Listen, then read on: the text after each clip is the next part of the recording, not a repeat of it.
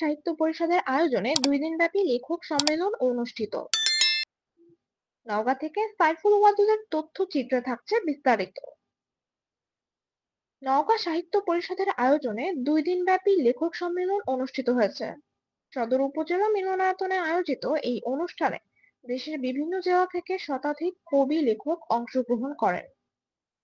প্রধান অতিথির বক্তব্যে জাতীয় প্রেস ক্লাবের সভাপতি কবি হাসান হাফিজ বলেন, বাংলা সাহিত্যের আদি কবি কানহপা ছিলেন নওগাঁর সোমপুর বিহারের বাসিন্দা।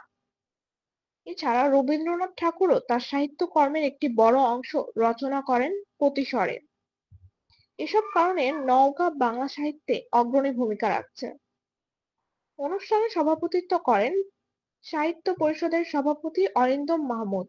উপস্থিত ছিলেন জেলা প্রশাসক আব্দুল আওয়াল, কবি আমিনুল ইসলাম, কথাসাহিত্যিক রবিউল করিম, সাংবাদিক ডক্টর সাদিকুল ইসলাম স্বপন সহ অনেকে।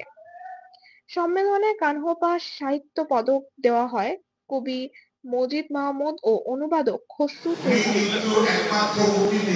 বাংলাদেশের 64টা জেলা ভ্রমণ করেছিল। আপনাদের কি মনে আছে সেটা?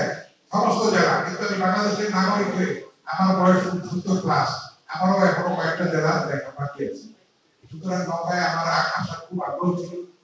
এটা একটা আমাদের ঐতিহ্য এমনই যে বাংলাদেশের জেলা কয়টা, এর মধ্যে নওগাঁ হচ্ছে সর্বশীর্ষে সাহিত্যের ক্ষেত্রে। কারণ কানহপা হচ্ছে আদি নিদর্শন শ্রদ্ধাবোধের। এটা কবি আকাল হচ্ছে কি বলেছেন, আমিও বাংলা সাহিত্যের অনার্স মাস্টার্সের ছাত্র পড়ে আমি এগুলো করেছি। তো আমি জানি যে আদি যে বাংলা ভাষার নিদর্শন। ভোরের সময় নওগাঁ।